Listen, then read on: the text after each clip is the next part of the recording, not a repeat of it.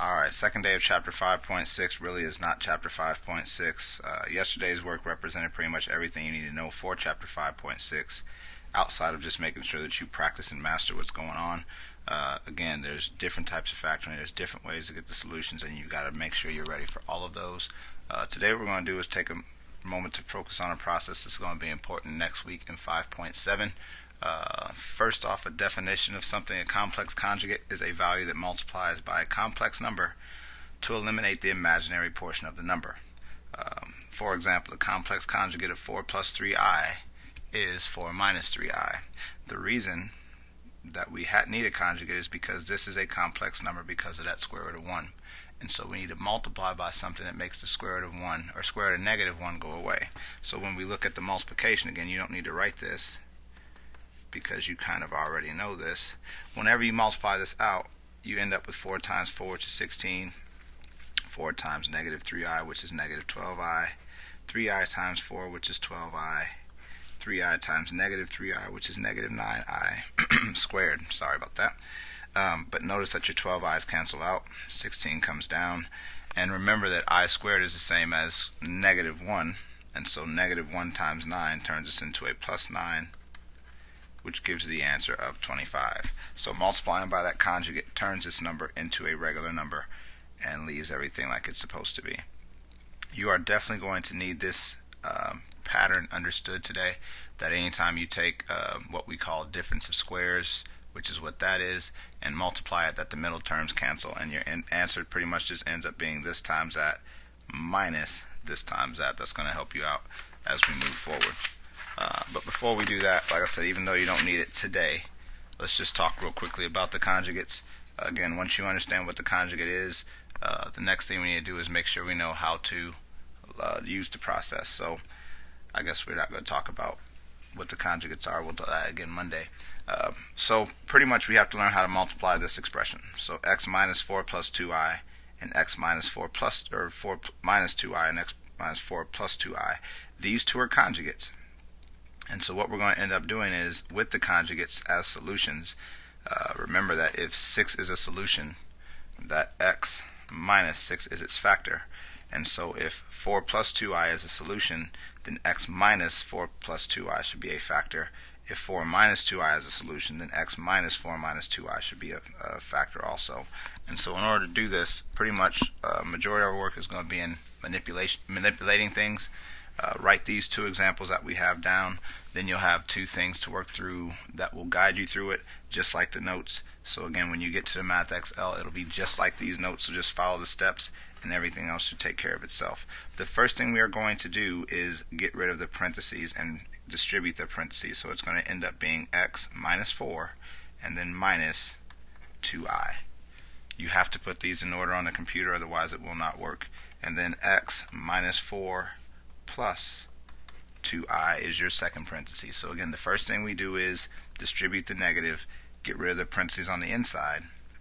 The second thing we do, honestly, which is weird, is we put parentheses back in it based off of the common portions, which is x minus 4 here and x minus 4 here.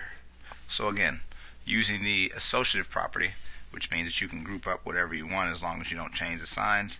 In addition and subtraction, everything still works, so here we are. What you have now is a multiplication of something minus 2i and that same something plus 2i, which is just like what we did here. So something plus, or 4 plus 3i, notice that these two parts are the same, you just have a plus and a minus on the inside, so the middle term goes away. Same thing happens here, which is what we're looking for. So what we end up with when we multiply it is x minus 4 multiplies by itself to make x minus 4 squared.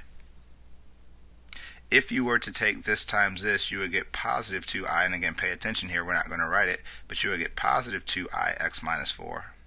This would be negative 2i x minus 4, which of course cancels out, and so the last thing you're going to have is minus 4i squared, because again, this times that gives you that last part. So the first term is first times first. This times that combines with these two to go away, and then the last one would be last times last, and so that's where you're going to go next, is to distribute all that. The next thing you're going to do is use the shortcut that I taught you for x minus 4 squared. If you remember, and again you won't do this part on the computer, but x minus 4 squared is just x squared, and then add these two numbers, which is minus 8x, and then multiply the two numbers, which is plus 16. So x squared minus 8x plus 16, and then minus 4i squared. And the last thing you're going to do is put everything together. Don't forget that negative 4i squared is the same thing as a positive 4, and so when you simplify it all together, positive 4 and 16 makes plus 20, and that is your final answer. So again, on the computer for the first couple, you're going to have to do all these steps here. Once you go past that point, if you can skip some steps and go straight to whatever you think you notice pattern-wise, feel free to do that. Bottom line is, starting next week, you are going to have to be able to take this and simplify it down to this in order to get quiz question right on Friday. So on the next Friday, not for that. This probably will be on a quiz for this Friday too, but we'll be alright. So one more before we move on. Again, doesn't matter where the minus and plus is. First thing we are going to do is eliminate the or distribute the negatives. So minus 7 plus 5i minus 7 minus 5i. Second thing we do is group the common portion, which is your x minus 7. And again, what that does for us is it creates difference of squares for us. And the reason we like that difference of squares is because now when we multiply this stuff, this gives me a value, these two values cancel, and then that gives me a value that I can work with. So again, we end up with x minus 7 squared minus 25i squared. Again, and this is helping you on your future math, when you square this, it's x squared, double this number, and then square this number, and then bring down everything else. And the last piece is to take this number and convert it. Negative 25i squared is the same as plus 25, because remember that's a negative 1, and 49 plus 25, I think it's 74. Yes, it is. So x squared minus 14x plus 74 would be it. And just to show you that this works, if I was to use a quadratic formula, you understand that it would be, and I'm just going to do it for this just really quickly, it would be, if I was to solve this, it would be 14 plus or minus square root of 4 times a times c negative 100 all over 2, because 2 times a. Well, here's the thing, that's the same thing as 14 plus or minus 10i, because remember it's going to be that, all over 2, which when you distribute that 2, you get 7 plus or minus 5i. That is the solution.